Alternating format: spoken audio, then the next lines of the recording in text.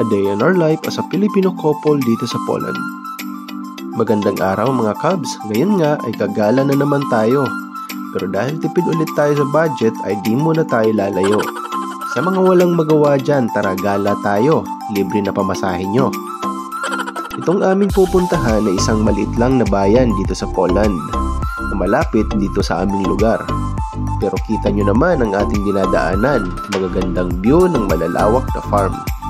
At dahil high-tech na nga ang kanilang paraan sa pagsasaka ay wala kang makikitang kalabaw.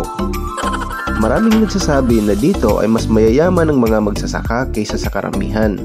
Kaya mostly sa mga farm, karamihan sa kanila may magagandang tahanan. Magpapasana all ka na lang.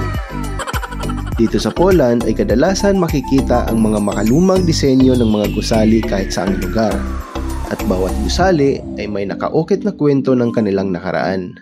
Tulad nating mga Pilipino, sila rin ay may masalimuot na kasaysayan noong panahon ng pangalawang digmaang pandaigdig.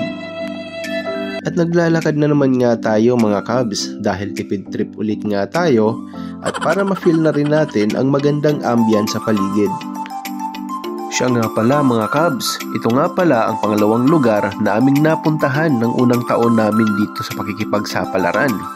Ito ay walang iba kundi ang bayan ng Białogard, Poland. Napaka-memorable sa amin ang lugar na ito. Kasi naman, dito namin na-experience in personal ang unang pagpatak ng snow at ang mga kwento ng unang kabanata ng buhay namin dito sa Europe. Hanggang ngayon, marami pa rin mga Pilipino ang nananatili dito. Talagang nakakatuwang balik-balikan ng mga nakaraan. Maliban sa nakaraan ng ex mo I mean, dito sa Poland. Kasi kahit papano sa awa ng Diyos, nakikita ko ang unti-unting pag-angat ng mga kasabay kong dumating dito. Tunay ngang di madali ang mamuhay dito. Isa sa mga dahilan ang language barrier. Pero lahat naman ng bagay ay napag-aaralan kung gugustuhin mo.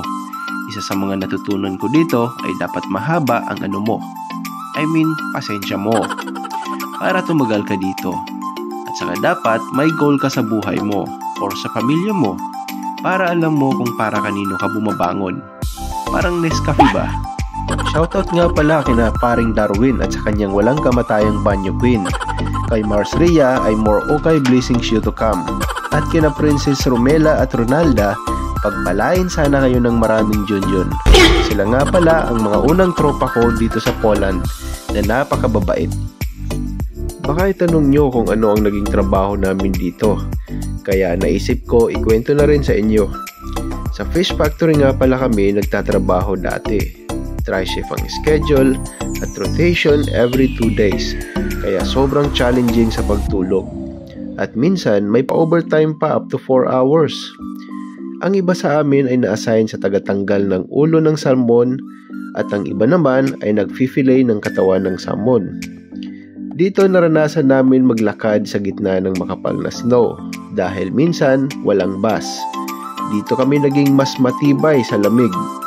Bagamat nahihirapan kami sa umpisa ng pamumuhay dito sa Poland, kahit paano gumagaan na rin ng paunti-unti dahil marami na kaming nakikilalang mga company at agency na pwedeng makatulong pag nangailangan ng trabaho.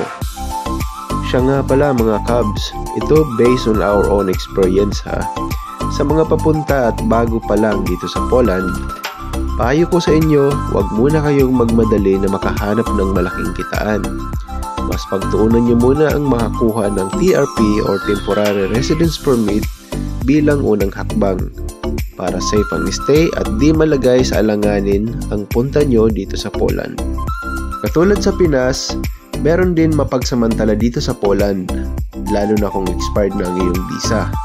Ang iba dito, aalokin ka ng mga seasonal job at mas mataas na rate.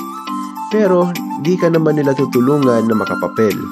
Hanggang sa ma-expired na lang ang visa mo at no choice ka na, kundi ang mag-stay sa kanila. At ililipat ka na nila sa mahihirap na klase ng trabaho dahil alam nila na takot ka dahil TNT ka na. Kaya kung ayaw mo mangyari sa'yo ang mga bagay na to, huwag basta maniniwala sa mga nag-aalok ng trabaho. Siguraduhin na nasa legal ang proseso ng iyong pagpasok sa trabaho. Huwag mahihiyang magtanong sa mga nauna rito, o di kaya mag-research patungkol sa mga labor law dito sa Poland. Paano? Hanggang dito na lang muna itong ating video. Tandaan, libre lang ang magtanong at huwag agad maniniwala sa isang tao. Maging mapanuri at matalino. Salamat sa panonood at kita-kita po ulit tayo sa mga susunod pang video.